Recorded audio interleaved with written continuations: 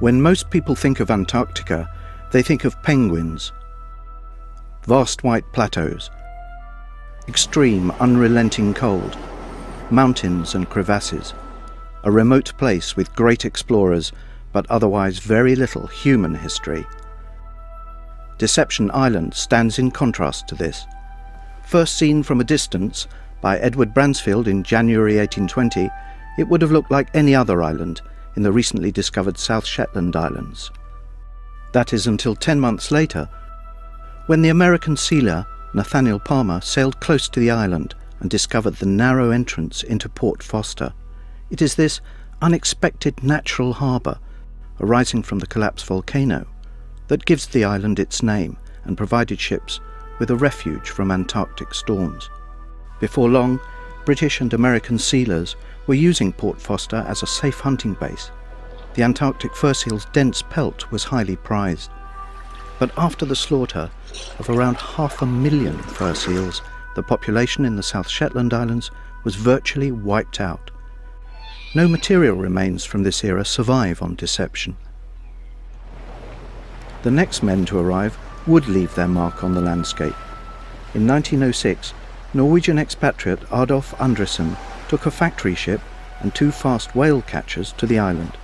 By 1908, there were 3 whaling companies using the bay, 2 Norwegian and 1 Chilean, which required 200 men, mostly Norwegian, to operate the ships. These early ships could process only the whale blubber by boiling out the oil in their open tanks. The carcasses, or scrots, of the whales were then cast adrift to float in the bay. The resulting stench, which attracted thousands of birds to the island to feed on the rotting carcasses, was mixed with the odour of rotten eggs from the sulphur emitted by the active volcano. It was a smell that belonged to the life of a whaler.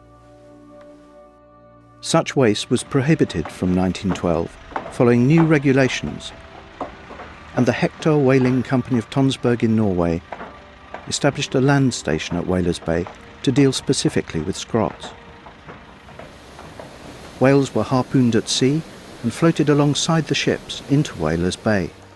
They could then be winched up the slipway onto land to be flensed and dismembered there. The bone, meat and entrails were loaded into the 36 pressure cookers to extract as much oil as possible, and the waste bones were crushed down for fertilizer.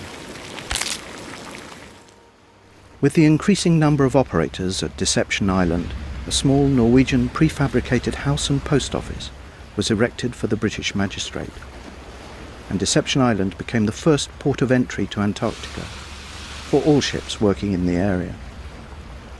The Hector whaling station operated until 1931, when a combination of recession and the invention of the factory ship slipway put the land factory out of business. During these whaling years, a cemetery was established behind the land station, eventually containing 35 graves and a memorial to 10 men lost at sea. This was buried and partly washed into the bay when the volcano erupted in 1969. Only one empty coffin gradually reappeared, while 2 crosses have been moved there in later years. In 1928, an expedition led by Australian Sir Hubert Wilkins transported 2 Lockheed Vega aircraft to Deception. Employing workers from the whaling station, Wilkins smoothed out an 800-metre S-shaped runway and made history by becoming the first person to fly an aeroplane in Antarctica. In 1943, a British naval expedition called Operation Tabarin was mounted to conduct scientific research and reinforce territorial claims in the Antarctic. The first of 2 bases was set up in Deception Island at Whalers Bay. On arrival, the team found that the magistrate's house and 2 of the whalers' dormitories were fit to live in, and they renamed the main building Biscoe House. This base was known as Base B and continued to operate as a meteorological station and staging post for ships and planes. The second base, set up further south at Port Lockroy on the Antarctic Peninsula, was known as Base A. This base still stands today and is cared for by the UK Antarctic Heritage Trust. In 1955, hunting aero surveys was contracted to undertake a major aerial survey of the Antarctic Peninsula using 2 Canso amphibious aircraft and 2 helicopters. They built the hunting lodge, now known as Fidesi Hut, after the Falkland Islands and Dependencies Aerial Survey Expedition. In December 1960, with the building of an aircraft hangar, Deception Island became the centre of British flight operations in Antarctica. The original Wilkins runway was improved and used for many years by single-engined Otter planes. Deception Island continued as a safe haven for ships, stations and aircraft movements until December 1967, when, following 2 months of tremors, there was an eruption on the northwest of the volcanic island, which dropped ash in the vicinity of the Chilean base of Pendulum Cove.